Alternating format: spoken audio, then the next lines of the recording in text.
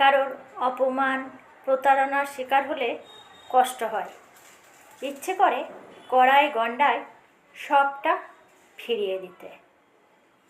সত্যিই ফিরিয়ে দেওয়া উচিত, কিন্তু তার মতো করে নয়। কারণ সে তার ব্যবহারের মধ্যে দিয়ে তার শিক্ষা, রুচি, মানসিকতার পরিচয় দিয়েছে। আমি আমার শিক্ষা, মানসিকতা, রুচি তাদেরকে বুঝিয়ে দিতে চাই। তারা আমার কিছুই করতে পারেনি, বরং তাদের থেকে দূরত্ব বজায় রাখার পর থেকে আমি অনেক বেশি ভালো আছি।